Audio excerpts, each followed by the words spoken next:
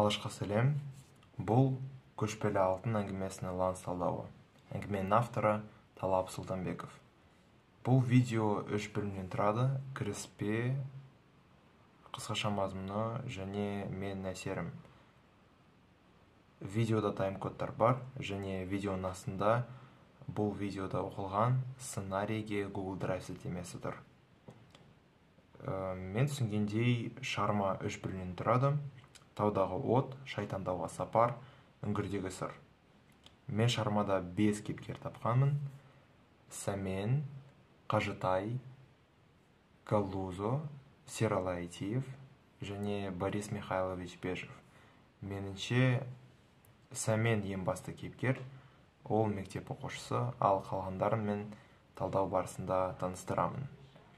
Талдауды бастағаннан бұрын, мен ойымша шығармадағы локацияны талдауға пайдалы болады. Бұл Қоскөл совхозы. Мен түсінгендей, онда Сәмен тұрады. Совхоздың айналасы тау, ортасынан Шымбұлақ өзені өтеді. Алыста бір тау бар, оның аты Шайтантау. Ал енді әдебиет іліміне аттанайық. Бірінші бөлім таудағы от. Сәменнің ағасы малшы болып жұмыс істейді және оның үйі таудың ішінде орналасқан. Сәмен оған қонаққа сенбі күні келген. Және оқуына уақытта келу үшін Сәмен дүйсенбі күні таңғы сағат 5-те өз мектебіне аттанған. Астында жүйрік аты бар. Жолында бір сәтте аты кенет шошынып жалт берді. Сәмен оны тоқтатып қараса, сайдың үстімен бір от құлдилап жатыр, яғни төмен бара жатыр. Жер бетінен биіктігі 1 метрдей, ешкімнің көмегінсіз өзінен өзі қозғалып жүр. Сәмен соны көріп таңғалды. Оның ойына атасы айтқан аңызы келген. Сол аңызға сәйкес бір кедей жігіт болған. Ол ұйықтағанда оның үйінің ішіне көшпелі алтын келген. Жігіт алтынды қуа бастайды да, өз пышағын алып, шынашағын, яғни 5-ші саусағын, сол пышағымен тіліп, сол саусағынан қанын көшпелі алтынның үстіне тамызады. Көшпелі алтын жарыла бастап, жерге сіңген. Жігіт күрегін алып, қаза бастағанда нағыз алтынды тапқан. Міне сол кедей жігіт осылай байыған екен. Енді Сәмен сол от көшпелі алтын екен деп ойлай бастады. Ол көшпелі алтынды қуайын ба, әлде қайда барар екен деп бақылайын ба деп ойлай бастады. Бірақ алтын бір сәттен кейін ғайып болды. Сәмен алтын ғайып болған жерді белгілеп, ауылына шаба жөнелді. Сәмен көшпелі алтынды көрді деген хабар ауылда тараған. Сәмен көшпелі алтын туралы көп ойлаған. Сол алтын Шайтантау жақтан шыққан екен. Сәмен каникулында сол Шайтантауға аттануға бел байлаған. Екінші бөлім Шайтантауға сапар. Біздің екінші кейіпкеріміздің аты Қажытай. Қажытай Сәменнің ең жақын досы. Сәмен Шайтантауға сапарға туралы тек қана оған айтқан екен.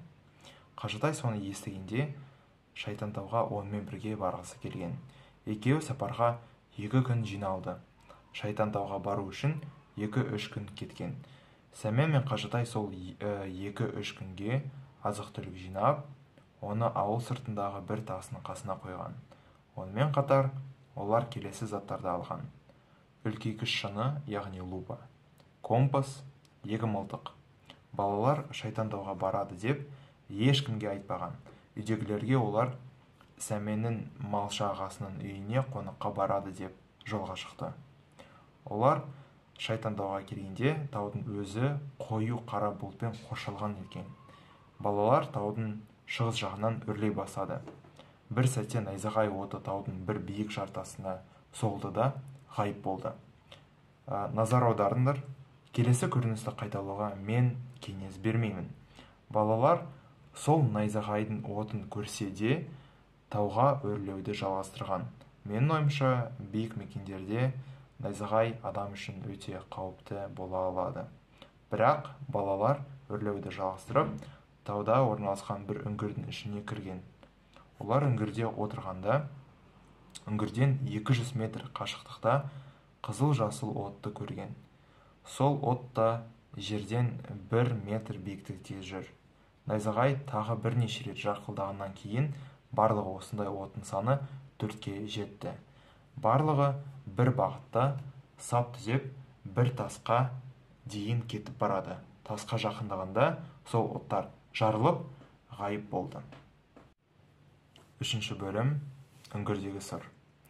Балалар үңгірде болғанда, үңгірдің ішкі жағынан бір кісі шыққан. Бұл біздің 3-ші кейіпкеріміз Галузо. Шайтандаудың ішінде сынақ полигоны орналасқан екен. Және Галузо сол полигонда жұмыс істейді. Ол балаларды көргенде таңғалды. Балалар да оны көріп шошынды.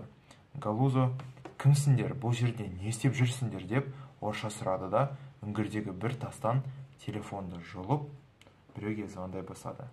Ол телефонға олармен не істейін деп сұрады. Телефондағы дауыс оларды ішке кіргіз деп айтқан. Галузо телефонды салып, жігіттерге бұл жерде тек қана мен жүре алам. Басқа адамдардың бұл жерде жүруге құқықтары жоқ. Тез ішке кіріңдер деп айтқан. Назар аударыңдар, келесі көріністі қайталауға мен кеңес бермеймін. Сәмен мен Қажытай сол жігітті тыңдап, ішке кірді. Мен ойымша осылай жасауға болмайды, өйткені Галузо балалар үшін бөтен адам болған. Бөтен адамдардың ниеттерін білу мүмкін емес, ал әлемде ниеттері жаман адамдар жоқ емес. Бөтен адамдар ішке кіруге шақырса, оларды тыңдап, ішке кіру қауіпті бола алады, өйткені іштен қашуға болатынына гарантия жоқ. Ал сыртта бөтен адамдардан қашуға көбірек мүмкіндік бар. Сол себепті мен сендерге балалардың бөтен адамды тыңдап, ішке кіруді қайталамауға кеңес беремін. Шығармаға оралайық. Балалар үңгірдің ішкі жағындағы бір үлкен қара тастан өтіп, ішке кіргенде бір кең залға келген екен. Бұл зал бір лабораторияға ұқсас болған. Оң жақта бір үлкен қызыл тас болған. Бір сәтте ол қозғалып, арғы жағынан бір бөлме көрінген. Онда 2 адам отырған. Сол 2 адам біздің соңғы 2 кейіпкер Сералы Айтиев және Борис Михайлович Бежев. Сол адамдардың біреуі қазақша сөйлеп, балаларды сол бөлмеге кіруге шақырған. Бұл бөлме демалыс кабинетіне ұқсаған. Балалар бөлмеге кіргенде Айтиев оларға өзін және Бежевті таныстырды. Айтиев 30 жасқа келген ұзын бойлы адам. Үстінде көк комбинезоны бар, ал Бежев орта бойлы, арықтау адам. Айтиевтің бір әдеті бар, алдында отырған адаммен сөйлескенде бір көзін сығырайтып, күлімсіре сөйлейді екен. Осылай. Бежевтің де бір әдеті бар, кісімен сөйлескенде кірпік қақпай, тесіре қарап отырады екен. Осылай. Балалар оны бірінші рет көргенде шошыған екен. Балалар отырғаннан кейін Айтиев жөн сұрай бастады. Сәмен көшпелі алтын туралы аңыз бен олар көрген оттар туралы айта бастады. Сонында ол шайтандауға сол сырды ашу үшін келдік деп айтқан. Айтиев пен Бежев күлімсіреп, Сәменді мұқият тыңдады. Бежев, сендердің көргендерін расында да көшпелі алтын деп айтқан. Балалар бір-біріне қарап, таңғалып, сол туралы көбірек айтсаңыз болады ма деп сұраған. Сонда Бежев тұрып, Айтиевке, онда сен балаларға барлығын түсіндір, мүмкін болашақта олар дарынды физиктер болып қалар деп айтқан. Айтиев оған, әрине, сіз онда подвалға өзіңіз бара беріңіз деп айтқан. Бежев балаларға тағы қарап, ілтипат көрсетіп, подвалға бір ақ күміс трубадан ұстап түседі. Меніңше, бұл сәттен бастап шығармадағы ақпарат үлкен мөлшерде беріле бастайды. Оларға дайын болу үшін мен шығарманы соңына дейінгі қалған бөлімді 4 бөлімшелерге бөліп жоспар құрдым. Біріншіден, мен осы 4 бөлімшелердің қысқаша мазмұнын айтамын. Одан кейін екінші круг бастап, әрбір бөлімшелерге барлық қажетті ақпаратты қоса беремін. Бірінші круг. Бірінші бөлімше Әйтиевтің лекциясы. Онда Әйтиев оттар мен көшпелі алтындар туралы көптеген нәрселерді ғылыми тұрғыда түсіндірген. Екінші бөлімше балалардың бір-бірімен сөйлесуі. Осыншама көп ақпаратпен бөліскен Әйтиев балаларға қарап, оларға сол ақпаратты қорыту үшін уақыт керек болады деп ойлап, оларды лабораторияда біршама уақыт аралығында жалғыз қалдырады. Өзі далаға шығады. Үшінші бөлімше Q&A сессиясы, яғни сұрақ-жауап сессиясы. Балалар бір-бірімен сөйлескенде бірнеше ойлар туа бастаған. Әйтиев оралғаннан кейін ол балалардың сұрақтарына жауап бере бастаған.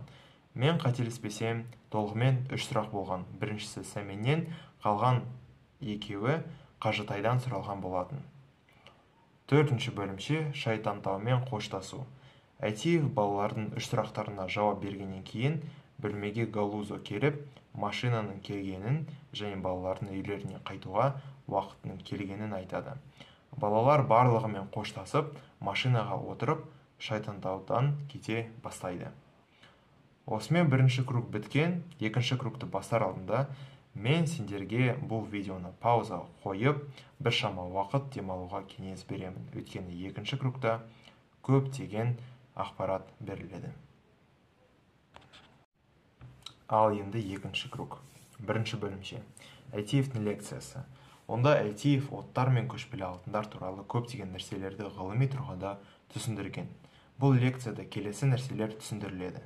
Әйтиев пен Бежевтің жұмысы, найзағайдың табиғаты, молния алты аппараты, атом табиғаты, найзағайлы бұлт тудыратын трубалар және қарама-қарсы зарядталған 2 аппарат.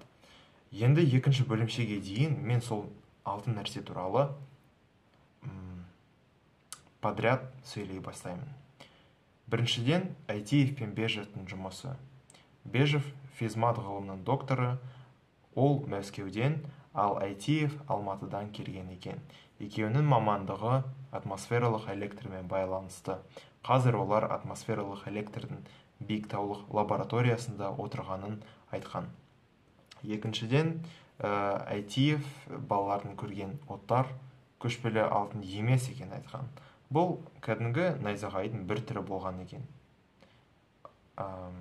Орысша оны шаровая молния деп атайды. Бұл тақырып электр тогымен байланысты. Электр тогында 2 қарама-қарсы заряд бар. Біреу сол, біреу оң. Мен түсінгенде қарама-қарсы мәнде зарядтар бір-бірін тарта алады, және мәндес зарядтар бір-бірінен тебіле алады. Найзағай осындай принциппен жұмыс істейді. Жердің үстіңгі қабатындағы көптеген нәрсе сол зарядты, ал жауын бұлты оң зарядты болады. Олардың арасындағы ауа электр тогын жақсы өткізеді. Міне жаңбыр бұлтының жинаған оң заряды шектен асса, ол ауа арқылы өзінің оң зарядын жердегі сол зарядталған нәрсеге таратады. Бұлт өзінің зарядын тарағанда ұшқын пайда болады. Сол ұшқынның пайда болуын бұлттың разрядталуы деп атайды. Шар найзағай осындай разрядталу кезінде тек қана кейбір жағдайларда ғана пайда болады. Үшіншіден, Әйтиев балаларға молния 6 аппаратын көрсеткен. Бұл аппараттың бірнеше функциясы бар. Бірінші функциясы найзағай зарядтарын жасау және оларды өзіне қарай шауырлап ұстай алу. Екінші функциясы табиғи түрде пайда болған зарядтарға әсер ете алу. Мысалы, бұл аппарат лабораторияға жақын пайда болған табиғи электр зарядтарын тарта алады. Бұл үшін сол табиғи электр зарядтардың заряд мөлшерін есептеу керек. Онымен қатар, осы аппараттың ішінде бір-біріне қарсы зарядтар бар. Мен түсінгендей, олардың функциясы аппараттың разрядталуын болдырмау, яғни сол қарама-қарсы мәндес зарядтар баланс ұстап тұрады. Төртіншіден, атом табиғаты туралы.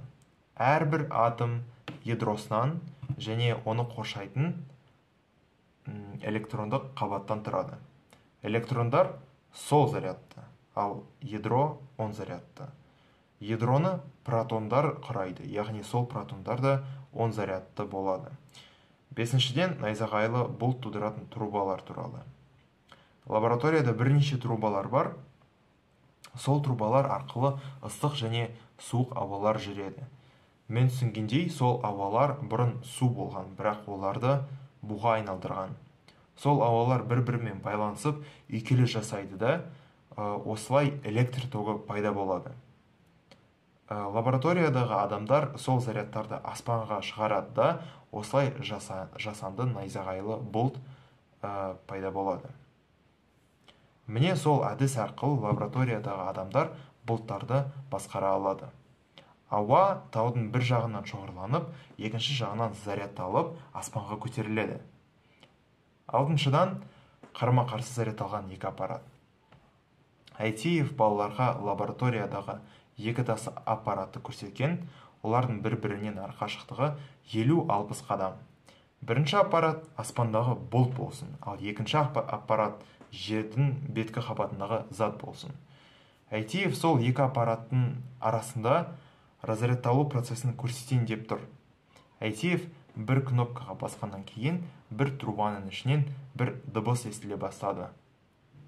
Бұл кнопканы басу арқылы Әйтеев аппараттардың біреуіне 10 зарядты ауа жібере бастаған. Сол аппараттың 10 зарядының мөлшері шектен асқаннан кейін ол өзінің 10 зарядын қарама-қарсы зарядталған екінші аппаратқа тарату керек. Және бұл тарату процесі найзағай оты арқылы көрінеді. Балалар Әйтеевке тығылды. Дыбыс гүрілдеуін тоқтатып, 10 зарядталған аппараттан сол зарядталған аппаратқа кәдімгі найзағай оты атылды. Балалар сол көріністі таң қалып қараған. Енді Әйтеев басқа бір кнопканы басқан. Бірінші рет пайда болған көрініс қайталанды, бірақ мен түсінгендей, бірінші рет найзағай ұшқыны пайда болған, ал екінші рет көлемі жұдырықтай от пайда болған. Оның траекториясы құлағандай болған, бірақ ол жерге тиген жоқ. Ол Әйтеевке жүре бастады да, 10 метр қашықтықта ауаға тарап ғайып болды. Әйтеев бұл процесін көшпелі алтынды жасаудың тәсілдерінің бірі, және сол тәсілдің ең оңай түрі деп айтқан. Көшпелі алтын ешқандай сиқырмен байланысты емес екенін айтқан. Көшпелі алтын ол небәрі энергиямен зарядталған ауа ғана. Түзу сызықты найзағай разрядталғанда ауаның кішкентай бөлігінде диссоциация мен иондану процестері жүреді. Диссоциация дегеніміз ауа молекулаларының жеке атомдарға ыдырауы, иондану дегеніміз нейтрал атомдардың өз бойына электр зарядын алуы. Бұл екі процесті жасау үшін энергия көп мөлшерде керек. Ал табиғатта энергия ұзақ уақыт бойы жайдан жай берілмейді. Сондықтан осындай көшпелі алтындар ұзақ өмір сүре алмайды. Бірақ мен түсінгендей ұзақ өмір сүретін жасанды көшпелі найзағайларды жасауға болады. Екінші бөлімше балалардың бір-бірімен сөйлесуі. Осыншама көп ақпаратпен бөліскен Әйтеев балаларға қарап, оларға сол ақпаратты қорыту үшін уақыт керек болады деп ойлап, оларды лабораторияда біршама уақыт аралығында жалғыз қалдырады. Өзі далаға шығады. Сәмен Қажытайға Тунгус тайгасында 1908 жылы болған апат туралы бір идеясын айтқан. Кейбір ғалымдар сол апаттың себебі метеориттер немесе космосаралық кеме деп болжанған. Сәменнің ойынша, бұл апаттың себебінің бірі көшпелі найзағайдың үлкен бір түрі болған. Үшінші бөлімше Q&A сессиясы, яғни сұрақ-жауап сессиясы. Балалар бір-бірімен сөйлескенде бірнеше ойлар туа бастаған. Әйтеев оралғаннан кейін ол балалардың сұрақтарына жауап бере бастаған. Мен қателеспесем толығымен 3 сұрақ болған. Біріншісі Сәменнен, ал қалған екеуі Қажытайдан сұралған болатын. Сәменнің сұрағы: сіздердің ғылыми жұмыстарыңыз елімізге қандай пайда мен нәтиже әкеледі? Әйтеевтің жауабы: найзағайды қуат көзі ретінде пайдалану. Қажытайдың бірінші сұрағы: көшпелі алтын туралы аңызда негіз бар ма екен? Әйтеевтің жауабы: негіз бар. алтын көшпейді, бірақ алтын кварцитті кендерде мол болады, ал сол кварцитті кендер найзағайды тартады. Яғни, кейде найзағай алтынға барар жолды көрсете алады. Көшпелі алтын туралы аңыздағы адам көшпелі алтынды тапқан жоқ. Мүмкін найзағай бұрын жатқан алтынды тапқан шығар. Қажытайдың екінші сұрағы: сәмен Тунгус апаты найзағайымен байланыстырған. Сіз сол туралы не ойлайсыз? Әйтиевтің жауабы: сол жерде по-любому атомдық жарылыс болған, сол жарылыс найзағайдың кесірінен туғаны да ғажап емес. Әйтиев балаларға қарап, азаматсыңдар деп айтқан. Міне осылай қиялдап, лабораторияға келгендеріне қуаныштымыз деп айтқан. Төртінші бөлімше шайтандаумен қоштасу. Әйтиев балалардың үш сұрақтарына жауап бергеннен кейін бөлмеге Галузо келіп, машинаның келгенін және балалардың үйлеріне қайтуға уақыттың келгенін айтады. Балалар барлығымен қоштасып, машинаға отырып, шайтандаудан кете бастайды. Менің әсерім: біріншіден, мен балалардың ғылымға деген зерегіне таңғалдым. Екіншіден, балалардың ата-аналарына айтпай, белгісіз бір жерге мылтықпен болса да жалғыз барғандарын мен ұнатпадым. Мен ойымша, бұл өте қауіпті және жауапкершіліксіз болған. Осымен болды. Талап Сұлтанбековке бұл шығарма үшін үлкен рахмет. Сендерге де бұл видеоны қарағандарың үшін үлкен рахмет. Ұлыстың ұлы күні құтты болсын. Наурыз сендерге өз армандарына жетуге көп қуат пен энергия берсін.